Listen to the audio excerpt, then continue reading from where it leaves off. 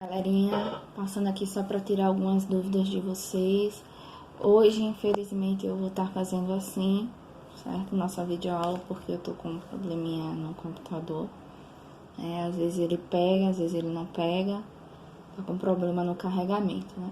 Tava usando ele até agora, mas enfim, ele não quis mais carregar, né? Porque ele só pega diretamente na tomada. Enfim, vamos lá para nossa aula. Bom, para entendermos os exercícios que eu passei nas semanas passadas aí, a gente precisa relembrar de alguns conceitos que foram ditos lá na sala de aula, né? Vamos relembrar um pouco sobre o que é matéria, né? Estrutura do átomo, enfim. Vamos lá. Bom, a primeira coisa que precisamos saber é que toda a matéria ela é constituída por átomos. Mas, afinal, o que é matéria? Matéria é tudo aquilo que contém massa e ocupa algum lugar no espaço, certo? Então, tudo que contém no universo é uma matéria, certo? Nós somos feitos de matéria, porque nós ocupamos espaço, okay? E contemos massa. Bom, então, tudo que contém massa e ocupa espaço, ela é constituída por átomos, que são a base da matéria, ou seja, a menor partícula fundamental de qualquer matéria, certo? Bom, vamos lá. Como é representado, né, simbolicamente, o átomo para os cientistas? Então, o principal, assim, um dos mais conhecidos, na verdade, é o modelo de Bohr, certo? Como foi que ele idealizou a estrutura do átomo? Ele disse, né, através de vários experimentos, várias evoluções, né, modelos atômicos, chegou nesse que é mais famoso, que é o modelo de Bohr.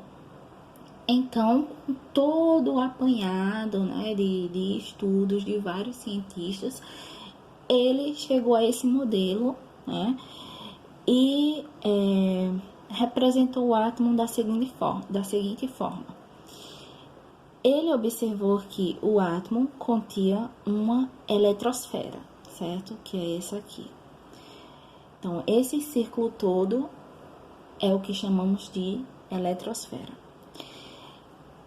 No centro dessa eletrosfera contém um núcleo, certo? O núcleo em relação à eletrosfera é muito, muito, muito pequeno.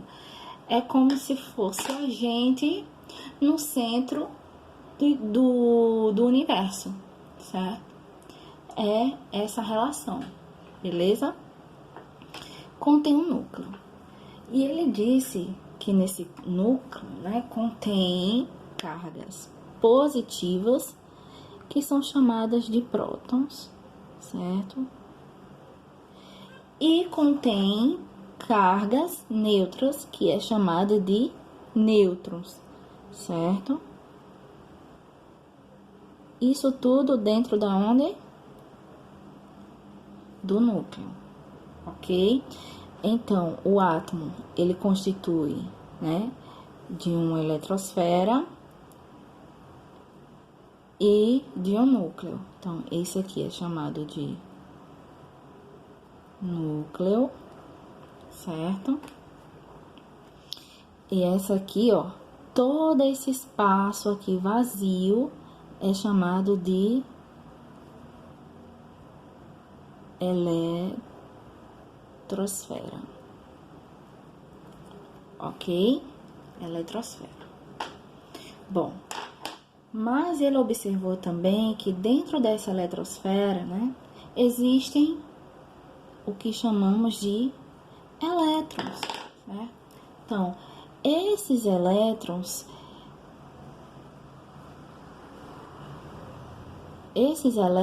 eles têm cargas negativas, certo? Eu vou colocar aqui entre parênteses, cargas negativas. E os prótons contêm cargas, deixa eu ver onde eu coloco aqui. O chamado próton que está no núcleo, prótons,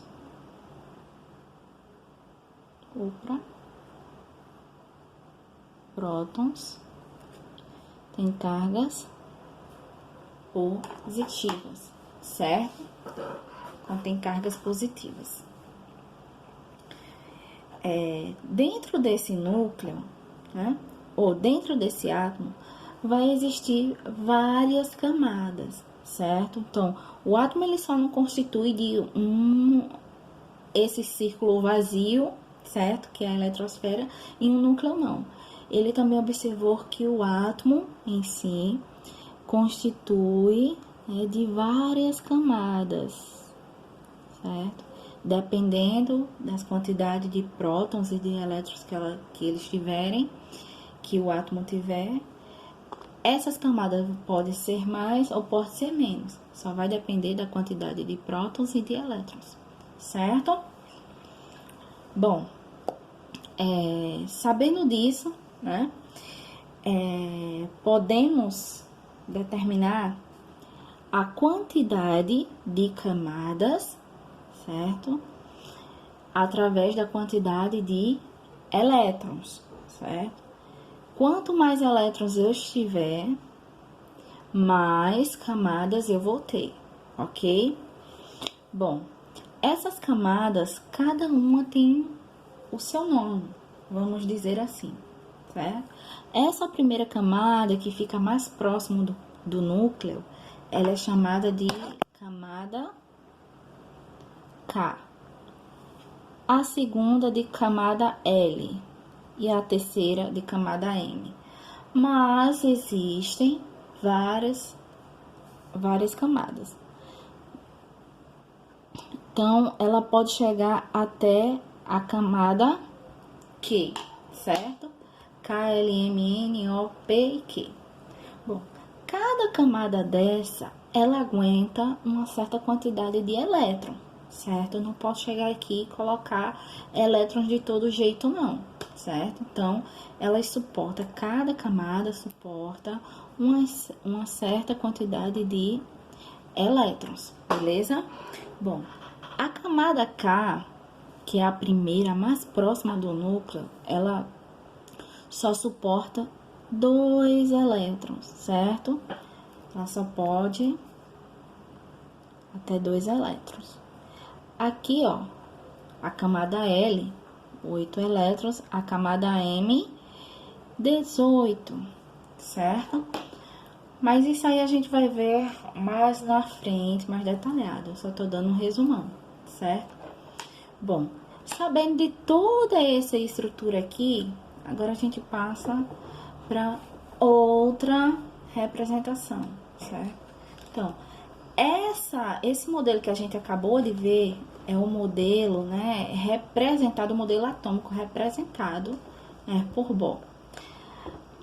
Lá na tabela periódica, a gente vê que o elemento químico, né, ele está representado, né, dentro de um quadradinho, né, onde aqui está o símbolo, né, aqui está o número de elétrons aqui em cima, né, tem um númerozinho lá na tabela periódica, e aqui embaixo tá o número de massa, certo? Aqui embaixo, o número de massa.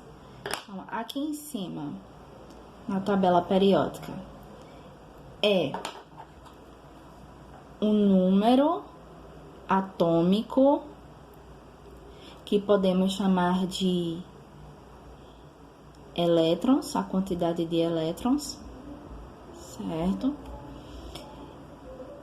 E, consequentemente, também quantidade de prótons. Por quê, professora? Porque o átomo, ele é neutro, certo? ele no seu estado fundamental, como eu representei aqui, ele é neutro. Então, para que ele seja neutro, as cargas têm que estar balanceadas, não é isso? Então, se eu tenho uma quantidade...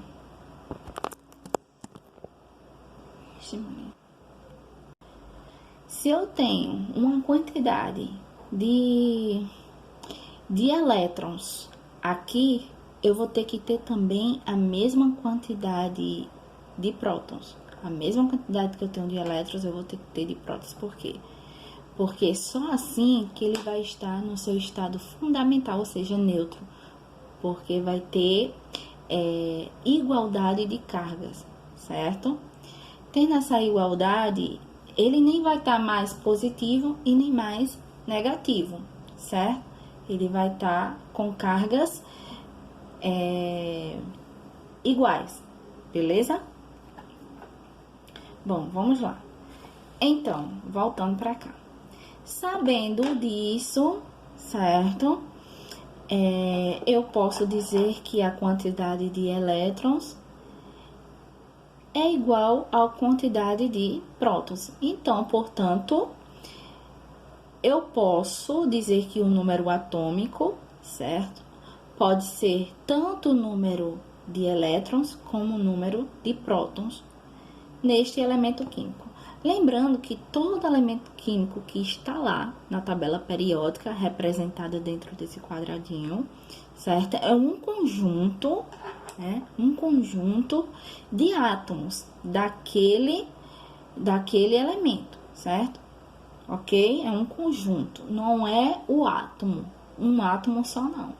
Ali, a massa representada na tabela periódica não é a massa apenas de um átomo, é a massa de vários átomos junto que compõem o elemento químico, certo? Então, o que é o elemento químico? O elemento químico é exatamente um conjunto de átomos, que representa o elemento químico, beleza? Então, já sabemos que aqui em cima é número atômico, que pode ser também número de elétrons e de prótons. Aqui embaixo é exatamente a massa do elemento químico, que a gente pode chamar de massa atômica, certo? Bom, mas sabemos que essa massa não é a massa de um átomo só, beleza? É a massa de um conjunto de átomos do mesmo elemento, beleza? Bom, exemplo, se eu pegar deixa eu me ver aqui, o átomo de hidrogênio, né? Eu tenho aqui o símbolo de hidrogênio, que é o menor elemento químico, né, na tabela periódica. Então, coloco aqui o símbolo. Aqui a quantidade de elétrons, certo? Prótons e número atômicos. E aqui embaixo é o número de massa dele, certo? Entenderam? Bom, número de massa e número atômico, que pode ser elétrons e prótons.